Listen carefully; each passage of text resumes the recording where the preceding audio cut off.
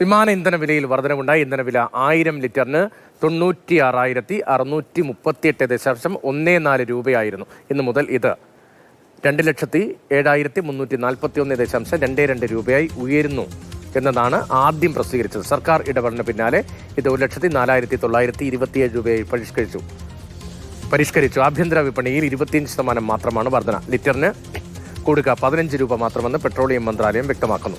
Indian oil കോർപ്പറേഷന്റെ വെബ്സൈറ്റുകളിൽ നിരക്കുകൾ പരിഷ്കരിച്ചിട്ടുണ്ട്. വിഷ്ണു പ്രസാദ് ചേരുന്നുണ്ട്. വിഷ്ണു, ഈ വിമാന ഇന്ധന വിലയിൽ വർധനവുണ്ടാകുന്നു. മാത്രമല്ല, ആദ്യം പ്രസിദ്ധീകരിച്ച വില ഇപ്പോൾ 96,638 നിന്ന് ഒറ്റയടിക്ക് 2,07,341, ഇരട്ടിയിലധികം വർധന ഉണ്ടാകുന്നു. പിന്നീട് അതിൽ തിരുത്തൽ വരുന്നത്. എന്താണ് സംഭവിക്കുന്നത്? എത്ര രൂപയാണ് യഥാർത്ഥത്തിൽ? ഇപ്പോൾ ഇന്ധനവില വർദ്ധിപ്പിക്കാനുള്ള തീരുമാനം കേന്ദ്ര സർക്കാരിന്റെ ഭാഗത്തു നിന്ന് ഉണ്ടായതിന് പിന്നാലെയാണ് ഇപ്പോൾ വലിയ രീതിയിലുള്ള ആശങ്ക വ്യോമയാന മേഖലയെ കേന്ദ്രീകരിച്ച് വന്നിട്ടുണ്ടായിരുന്നത്.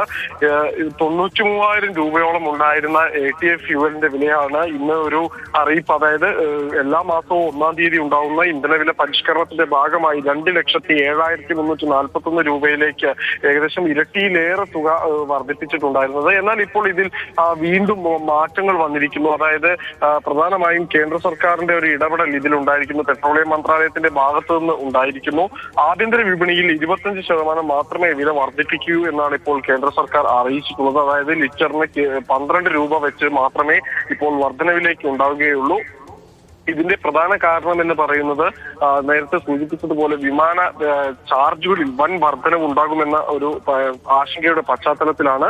ഇതിൽ ആഭ്യന്തര വിപണിയിൽ 25% മാത്രം വർദ്ധിപ്പിക്കുമ്പോൾ അന്താരാഷ്ട്ര സർവീസുകളിലേക്ക് അത് മുഴുവൻ തുകയും, അതായത് ഈ 2 ലക്ഷം രൂപ എന്ന നിരക്കിൽ തന്നെ ആയിരിക്കും വിമാന ഇന്ധനം ലഭ്യമാവുക എന്നതാണ് നമുക്ക് മനസ്സിലാക്കാൻ സാധിക്കുന്നത്. അങ്ങനെയെങ്കിൽ അന്താരാഷ്ട്ര വിമാന സർവീസുകൾക്ക് നമുക്ക് ടിക്കറ്റിന്റെ ചാർജ് വളരെ വർദ്ധിക്കും എന്ന് വ്യക്തമാവുകയാണ്.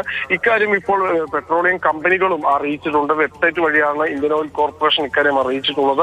നേരത്തെ പെട്രോളിയം മന്ത്രാലയം തന്നെ ഇത് സംബന്ധിച്ചൊരു വ്യക്തത വരുത്തിയിരുന്നു. 2001 ശേഷം ഈ വിമാന ഇന്ധനങ്ങളുടെ വില നിർണയാധികാരം സർക്കാരിന്റെ കൈവശമല്ല എന്നും, എന്നാൽ ഇത്തരത്തിലുള്ള അമിതഭാരം യാത്രക്കാർക്ക് മുകളിൽ ചുമത്തരുത് എന്നും ആവശ്യപ്പെട്ടിട്ടുണ്ട് എന്ന് പെട്രോളിയം മന്ത്രാലയം അറിയിച്ചിരുന്നു. ഇതിന് പിന്നാലെയാണ് ഇപ്പോൾ പെട്രോളിയം കമ്പനികൾ തന്നെ ഇതിലൊരു വ്യക്തത വരുത്തിയിരിക്കുന്നത്.